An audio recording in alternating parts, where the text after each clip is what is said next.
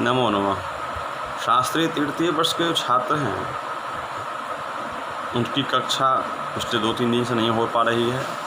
आज उन लोगों के लिए एक नया विषय वस्तु लेकर उपस्थित हुआ हूँ, जिसकी कि नाम है भाव कर्म प्रक्रिया। भाव कर्म प्रक्रिया।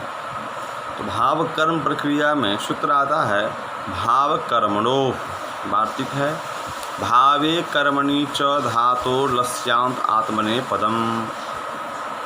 शब्दार्थ देखते हैं भाव कर्मणो, भाव और कर्म में, किंतु इसे सूत्र का तात्पर्य क्या है यह स्पष्ट नहीं हो रहा है। उसके लिए हम लोग अनुवृत्ति करते हैं। जैसे तो अनुदातक गीत आत्मने पदम से आत्मने पद की अनुवृत्ति कर लेंगे तो होगा भाव और कर्म का अभिप्राय भाववाच्य और कर्मवाच्य है। तब भावार्थ होगा जो भाववाच्य और कर्मवाच्य में आत्मने पद होता है। उदाहरण के लिए त्वया मया अन्यश्च भूयते, तुमसे, मुझसे और अन्य लोगों से हुआ जाता है। में भू धातु का प्रयोग भाववाच्य में हुआ है। अतः लट लकार के प्रथम पुरुष एक वचन में आत्मने पद प्रत्यय तो होकर भू तो रूप बनता है। इसी प्रकार कर्मवाच्य अनुभूयते आनंद, आनंद का अनुभव किया जाता है। में अनुपूर्वक भू धातु से आत्मने पद तो होकर अनुभूत रूप बनता है। तो इस स्थिति में आगे की सूत्र जो है वो प्रवृत्त होते हैं। उनका नाम है सार्वधातु के यक। धातुर यक भाव कर्म वाचनी सार्वधातु के।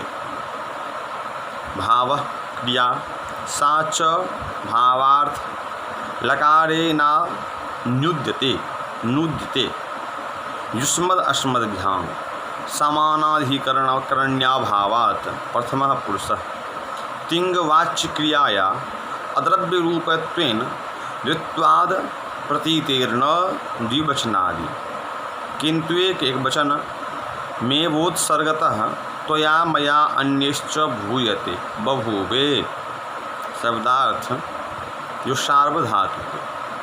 सार्वधातुक परे होने पर यक होता है, किंतु इससे सूत्र का तात्पर्य स्पष्ट नहीं होता है। उसके स्पष्टीकरण के लिए धातु रेकाचो हलादे से धातु तथा चिन्ह भाव कर्मणों से भाव कर्मणों की अनुवृत्ति कर लेंगे।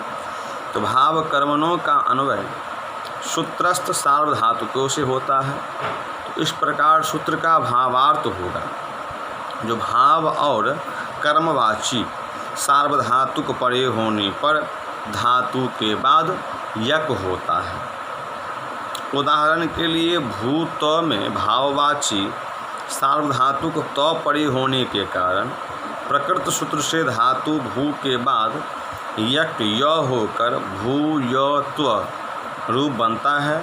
इस स्थिति में तो प्रत्यय की टी को इत्त होकर भूयते रूप सिद्ध होता है। इसी प्रकार अनुभूत में कर्मवाची सार्वधातुक तो परे होने के कारण धातु से यक होकर पूर्ववत अनुभूयते रूप बनता है। इसके बाद सूत्र आता है स्य सिच सियुट ता शिशु भाव कर्मणो रूप देशेज जन ग्रह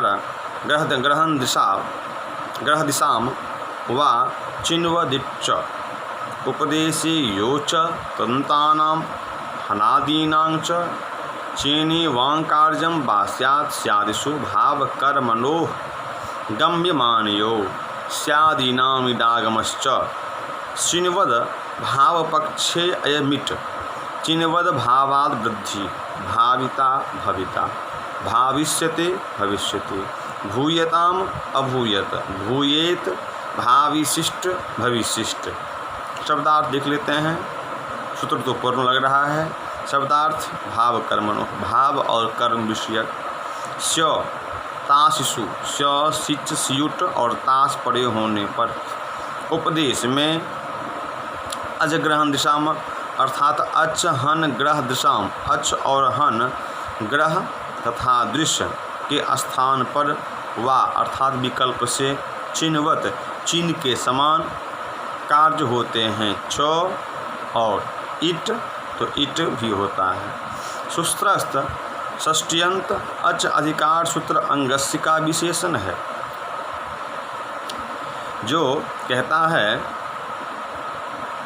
जो कि तदंत विधि हो जाए, उसमें तदंत विधि हो जाती है तो स्पष्टार्थ होगा जो भाव और कर्म विषयक स्य सिच सियुट और तास पड़े होने पर उपदेश में अजंत अंग जिसके अंत में कोई स्वर वर्ण हो, हन मारना, ग्रह पकड़ना और दृश्य देखना इनके स्थान पर विकल्प से चिन्ह के समान कार्य होते हैं। और इट भी होता है। यह इट चिन्हबद्ध भाव होने पर ही होता है।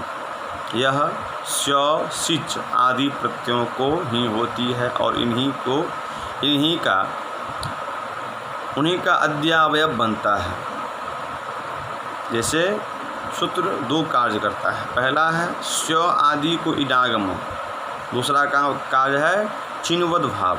चिन्हबद्ध भाव के निम्नलिखित प्रयोजन है, जैसे कि जिस प्रकार चिन्ह पड़े होने पर अचो नीति से अजंत अंग को वृद्धि होती है, उसी प्रकार चिन्हबद्ध भाव में भी वृद्धि होगी। दूसरा, जिस प्रकार चिन्ह पड़े होने पर आतो युक चिन्ह कर्तों से आदंत धातुओं को युक होता है, उसी प्रकार चिन्हबद्ध भाव में भी होता है। तीसरा, जिस प्रकार चिन्ह पड़े रहने पर हो हंतिर निन्नेसु से हन धातु से हकार को घकार होता है, उसी प्रकार चिन्हबद्ध भाव में भी। चौथा, जिस प्रकार नी से चिन्ह पड़े होने पर चिन्ह मूलोर दीर्घो अंतरस्यामों से मिथ संयोग को विकल्प से दीर्घ होता है, उसी प्रकार चिन्हबद्ध भाव में भी। पाँचवा, ज्ञात धातु से चिन्हबद्ध भाव में इस सूत्र से जो इट का आगम है वह असिद्धबद्ध त्राभावात् भात परिभाषा से असिद्धबद्ध हो जाता है। इसलिए स्य आदि को अनिडादि मानकर नेरनिटी से नी का लोप हो जाता है। उदाहरण के लिए भाववाच्य लुट लकार के प्रथम पुरुष एक वचन में भू धातु से आत्मने पद तो उसके स्थान पर डात्व और तास होकर भू त आ रूप बनता है। इस स्थिति में अजंत अंग भू से भाव विषयक तास त पड़े होने के कारण प्रकृत सूत्र से चिन्हबद्ध भाव हो जाता है। चिन्हबद्ध भाव होने पर अजंत अंग भू को वृद्धि औकार और तास त को इडागम होकर भू औ ई त आ रूप बनता है। ऐसी अवस्था में औकार के स्थान पर आव आदेश कर देंगे तो भ आव ई तो आ भाविता रूप सिद्ध होता है। चिन्हबद्ध भाव के अभाव पक्ष में क्या होगा तो आर धातु कस्य से तास को इडागम तथा भू को गुण और अवादेश होकर भविता रूप सिद्ध होता है। इसी प्रकार लिट लकार के प्रथम पुरुष वचन में भाव विषयक स्य परे होने पर चिन्हबद्ध भाव में भाविष्यते और उसके अभाव में भविष्यते रूप बनता है। भाव विषयक सीयुट का उदाहरण आशीर लिंग में मिलता है, जिसके प्रथम पुरुष एक वचन में चिन्हबद्ध भाव में भाविष्यते और उसके अभाव में भविष्यते रूप बनता है। भाविशिष्ट और भविशिष्ट रूप बनेगा। भाव विषयक सिच का उदाहरण नहीं मिलता है, क्योंकि चिल के स्थान पर यहाँ चिन्ह हो जाता है तो कर्म वाच्य में इसी प्रकार स्य आदि परे होने पर दो दो रूप बनते हैं। यहाँ कर्म विषयक सिच का उदाहरण भी मिल जाता है। लुंग लकार में उसके प्रथम पुरुष द्विवचन में चिन्हबद्ध भाव पक्ष में अनुपूर्वक भू धातु का अनुभारी साताम और अभाव पक्ष में अनु भविष्यताम रूप बनता है। अस्तु नमो नमः।